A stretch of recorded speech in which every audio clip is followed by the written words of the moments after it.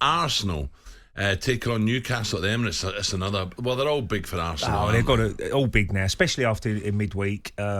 Defeating Porto. Did you watch it? Yeah, no, I watched the highlights of it, Al, because I was coming back. But disappointing really. But you don't. It's no headlines at the moment. It's if you get knocked out. That's where the problem is. If they can do the business at the Emirates, which you expect them to do, then it's no problem. As long as you're in that next stages of the tournament. Early goal, bang, last 8 here. And obviously the away goals don't count now, do they? So, that's the bonus for Arsenal, because if they do count, you want to try and score away from home if you can. Yeah. But I don't see no problems being at the Emirates, if I'm being honest. I think Porto, decent at home, but don't travel that well.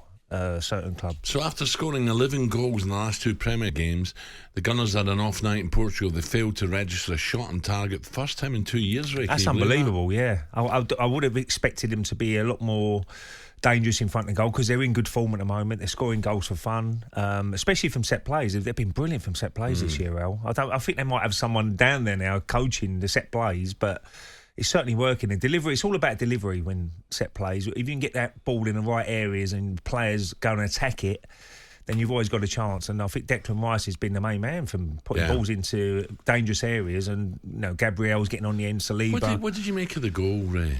The Porto goal. Can you look at the keeper and say yeah, it was a little bit too far out, if I'm being honest. But that's how they play keepers now. Yeah, but it goes in the bottom corner. It doesn't go in the top corner. Yeah, I mean, it wasn't a great goal, but you got to give credit to Porto. They kept going, and that was a big goal. They go to the Emirates now, really defensive-minded, try and silence the crowd and try and frustrate it. Not good No, that's what I thought. And, playing the first leg at home, look, 0-0 would have been a great scoreline. If you come back to the Emirates knowing it's a draw, you score one goal and you're through. But now they've got a little bit more work to do, but I do believe they will get through. Now, yesterday on Drive, Mikel Silvestre believes Arteta's side have more chance of success in Europe this season and than in the Premier League. Let's hear. If I had to pick, really, I would go for the Champions League, despite this 1-0 defeat at Porto. I think I would give them more chances because I would say that the Premier League, to keep up with City and Liverpool until the end, will be difficult. I think there's still a little bit of a gap, between the experience and also I think the bench at Arsenal is still a little bit light, although they brought Trossard this summer. They brought obviously Declan Rice. I still think City and also Liverpool are a notch higher in terms of chances to win the title. Interesting. If they get through Porto last 8, they get a good draw. Got a good chance, in the last 4. But you need that little bit of luck. You need that little bit of luck. Still got a chance in the league, haven't they? Oh, absolutely. 11 goals in the last 2 games. I think the bookmakers still got it right. The way they're pricing it is Man City favourites and Liverpool. Liverpool right behind them, right close behind. And you know what's happening with Jurgen Klopp. They want to go on a high they can for him. So they're looking dangerous at the moment. They've got a few injuries, but they stepped up second half against Luton. That was a big shock for me. I looked at my phone and it's like 1-0 half time. You're joking. Is there going to be a shock at Anfield? But they done the business in that second half. Just take me back to your time, right? It's a big game, Champions League. You're 0-0. You're under the cosh, right? And there's seconds remaining. Is there a leader out there, a Tony Adams or something? Come on. Yeah. We don't give a goal here. Come on. Sometimes you just got to turn their defence, haven't you, Al? I mean, pull it into their and play in their half.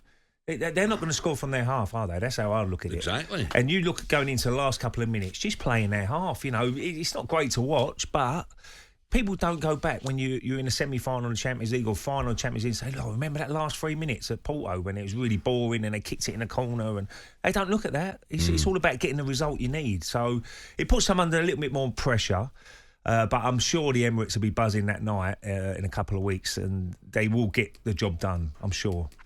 Elsewhere, Sir Jim Ratcliffe has vowed to knock City off their perch after his partial takeover of United was completed. His NAS group will be in charge of all football matters at the club.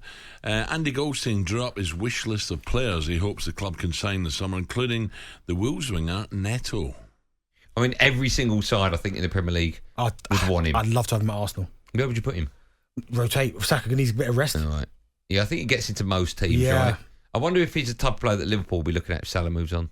Yeah, I guess maybe. So. Another one. Yeah. He's a fantastic player, isn't he? You know what? He's so quick. He's quicker than you think. I mean, when Wolves break and he's got the ball, good luck keeping up with him. Yeah. I like him. I think he's a great... I don't think he'll be the next... 8, okay. And the other one was Ivan Toney. And Yes, I like that. only because I love Rasmus Højlund. Yeah. And I'm not saying get Toney, so he'll be the number one striker. Competition. But, competition, and also he's so young, Rasmus Højlund, at the moment, to get someone in with a bit of experience. Exactly. But you know what's mad? To get someone with a bit of experience, I know he's not played at that level, but still Toney is... He's very, great. very, he very just good. improves everyone, Yeah, right? he does, yeah. There you go. Neto, Gabby was talking about him yesterday. He says he's doing brilliant. And Tony, of course, we know that Tony's going to be in demand. But Neto, they're talking about around 75, 80 million quid. It's a lot of dough. It's a lot of money. It is a lot of money. But he's 23 years old, Al. He's still at a decent age. He's pretty experienced for what he's done so far in his career. So... there'll be a lot of clubs looking at all sorts of players in this summer. It's going to be interesting to see what happens. I know we've got the Euros as well, and that'll be lots of scouts will be watching the Euros and seeing who's doing well in that. But yeah, I can see certain players moving on. And sometimes, look, clubs were realistic about it and say, look, we can't stand in people's way. If they want to go to a bigger club that's going to be playing or competing for Champions League, we can't stand in their way, really. I mean, Brighton have got it spot on, really, haven't they? The way they do business.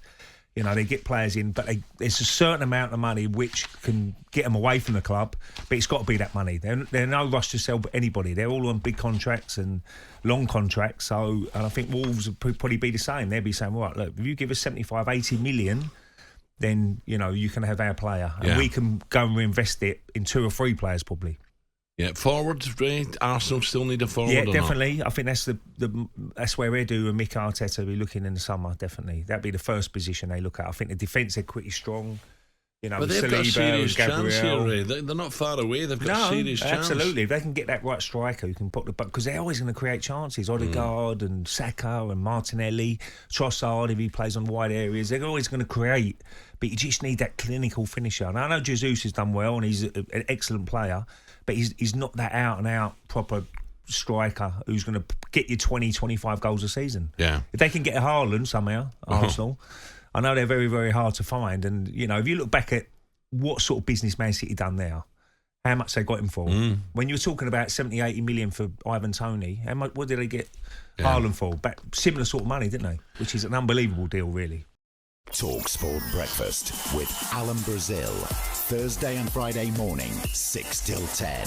On AM, on DAB, via the talkSPORT app and on your smart speaker. talkSPORT.